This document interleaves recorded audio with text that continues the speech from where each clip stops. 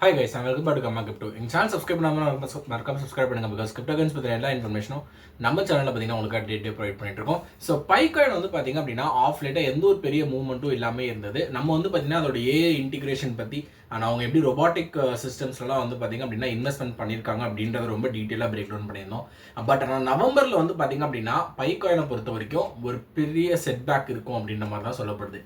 ஏன் அப்படின்னா சின்ன ஒரு காமன் சென்ஸ் நம்ம யூஸ் பண்ணாலே தெரியும். ஸோ ஆல்மோஸ்ட் வந்து பார்த்தீங்க அப்படின்னா அதோட என்டையர் சப்ளைல 2.4% வந்து பார்த்தீங்க அப்படின்னா பைகாயின்லேருந்து அன்லாக் ஆகுதுன்ற மாதிரி சொல்கிறாங்க.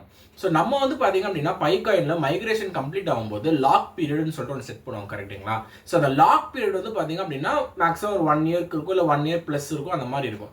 ஸோ இப்போ 2.4% ஆஃப் தி சப்ளை வந்து பார்த்தீங்கன்னா இந்த நவம்பர் மாதம் வந்து அன்லாக் ஆகுது. ஸோ ஆல்மோஸ்ட் சப்ளைலேயே 2.5% வந்து பார்த்தீங்க அப்படின்னா இன்னும் புழக்கத்துக்கு உள்ள வரப்போகுது அப்படின்னு சொல்லிட்டு சொல்கிறாங்க. ஆல்ரெடி பைகாயினுக்கு வந்து பார்த்தீங்க அப்படின்னா இப்போ டிமாண்ட் வந்து அந்த அளவுக்கு இல்லை.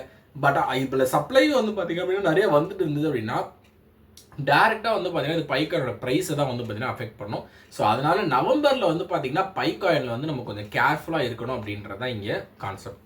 ரெண்டாவது முக்கியமான விஷயம் regarding dash and ICP protocol. நான் ஃபியூ டேஸ் முன்னாடி தான் பார்த்தீங்கன்னா சொல்லியிருந்தேன் ரிகார்டிங் ஐசிபி ப்ரோட்டோகால் வந்து பார்த்தீங்க அப்படின்னா கமெண்ட் செக்ஷன் நிறைய பேர் கேட்டுட்டு இருக்கப்போ நான் வந்து முன்னாடி 2-3 வருஷம் முன்னாடி வந்து பார்த்தீங்கன்னா அது ஒரு நல்ல இன்வெஸ்ட்மெண்ட் அப்படின்னு சொல்லிட்டு சொல்லியிருப்பேன் அப்படின்னு சொல்லியிருந்தேன். பட் ரீசெண்டாக வந்து பார்த்தீங்கன்னா ஆல்மோஸ்ட் 50% வந்து பார்த்தீங்கன்னா ஐசிபி காயின் வந்து சர்ஜ் ஆயிருக்கு அண்ட் டேஷ்மே வந்து பார்த்தீங்கன்னா பயங்கரமாக ஏறி இருக்கு.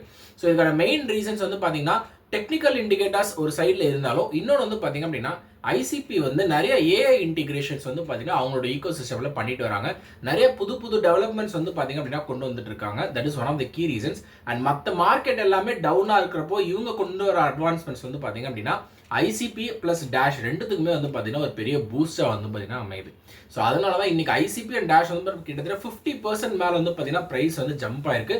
நம்ம பேசிட்டு இருக்கும் போது பார்த்தீங்கன்னா ஐசிபி வந்து $2.5 ஒரு $3 கிட்ட தான் இருந்தது. பட் கரண்ட்லி $5 கிட்ட வந்து பார்த்தீங்கன்னா ஐசிபி வந்து ஜம்ப் ஆகி மூவ் ஆகிட்டு இருக்கு.